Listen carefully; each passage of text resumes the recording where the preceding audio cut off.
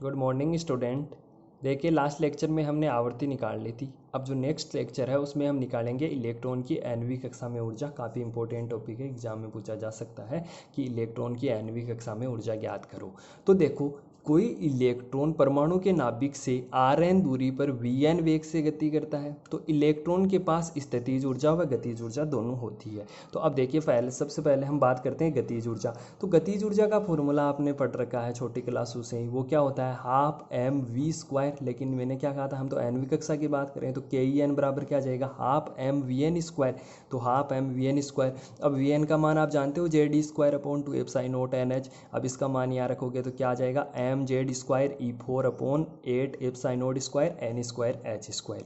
अब दूसरा है पोटेंशियल एनर्जी। पोटेंशियल एनर्जी का जो फॉर्मूला होता है, इसको यू से रिप्रेजेंट करते हैं, वो होता है के Q1 Q2 अपॉन आर।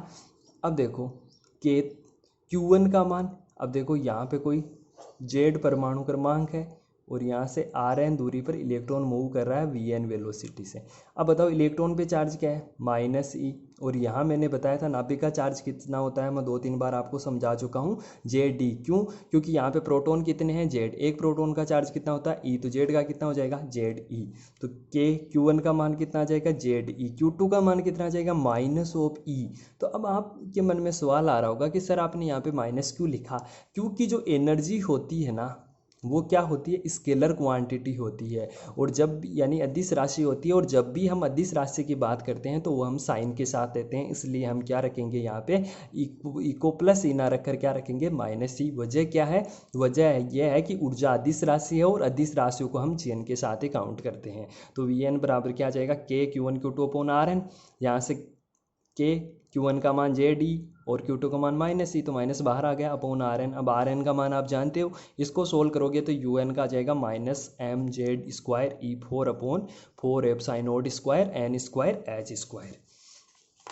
अब देखो आपको क्या पूछा है? कुल ऊर्जा निकालनी है आपको। तो देखो, ये रही काइनेटिक एनर्जी और ये रही स्थितिज ऊर्जा। अब इन दोनों का योग ही तो कुल एनर्जी होता है। अब जानते हो टोटल एनर्जी क्या होता है कि गतिज ऊर्जा प्लस स्थितिज ऊर्जा, वो क्या होती है? कुल ऊर्जा।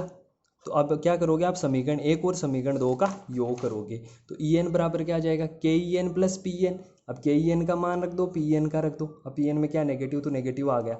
अब आप इसको सोल्व करोगे तो यहाँ से देखो कॉमन आ रहा है, M Z square E4 upon epsilon square N square H square. यहाँ बचा 1/8 माइनस 1/4। इसको आपने सोल्व किया तो 1 - 2, तो यहाँ पे आ गया -mz square E⁴ upon 8 epsilon square N square H square. अब यहाँ पे देखो कॉन्स्टेंट क्या है? जेड स्क्वायर है और एन स्क्वायर है। तो आपने इन बाकी सब की वैल्यू पुट की तो सॉल्यूशन आ गया -13.6 Z square upon N square electron volt. अब देखो एक इंपॉर्टेंट रिलेशन है जिस पे काफ़ी बार क्वेश्चन पूछे जाते हैं कि मैं यहाँ पे लिख रहा हूँ के ई एन बराबर -en और UN बराबर -2 के ई एन। तो देखो ये कैसे लिखा होगा? अब देखो पहली बात हमने क्या लिखी है? के ई एन बराबर -en। तो अब देखो ये तो रही के ई एन की वैल्यू, क्या है? M Z square E4 upon 8 epsilon square N square H square.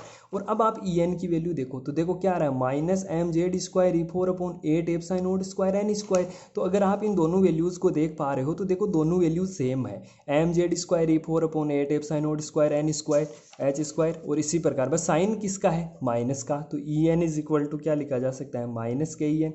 या यहाँ से क्या कह सकते हो कि के ई एन बराबर क्या आ जाएगा? -en। दूसरी बात इसने क्या लिखी है कि जो के ई एन यू एन होता है वो होता है -2 इंटू के ई एन।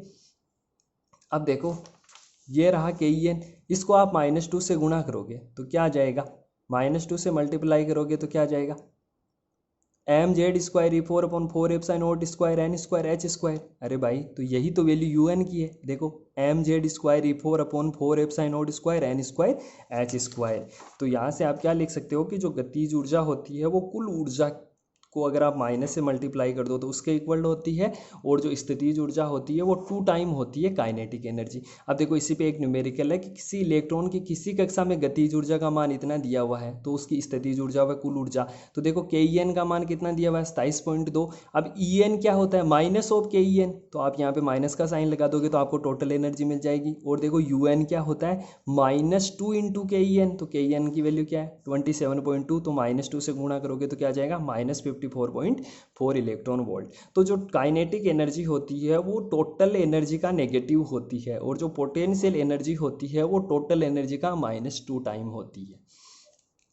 अब एक छोटा सा टॉपिक और है इसी का, वो देखिए कि किसी भी परमाणु के लिए इलेक्ट्रॉन की एनवी कक्षा व प्रथम कक्षा में आपको समय निकालना है। तो एनवी कक्षा में ऊर्जा क्या आई, -13.6 Z²/n²। अब अगर मैं प्रथम कक्षा के लिए निकालूंगा तो सीधी सी बात है, आप एन का मान कितना पुट करोगे, 1, तो -13.6 Z², एन का मान 1 पुट किया इलेक्ट्रॉन वोल्ट। अब आप, मैं इक्वेशन 1 में इक्वेशन 2 का क्या दे रहा हूँ, भाग दे रहा हूँ। तो इक्वेशन 1 डिवाइडेड बाई इक्वेशन 2, तो भाग दो क्या आ जाएगा, En बराबर E1/n²।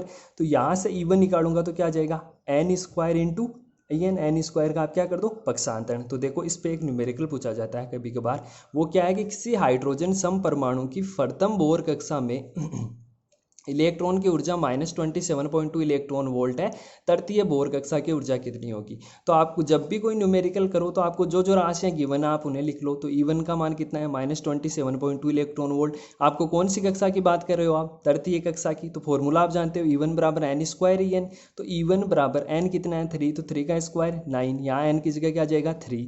तो E1 बराबर 9E3, यहाँ से अगर मैं E3 निकालूंगा तो क्या आ जाएगा, E1/9। तो E1 की वैल्यू क्या है, 27.2/9, तो क्या आ जाएगा 3.02 electron volt. Thank you student.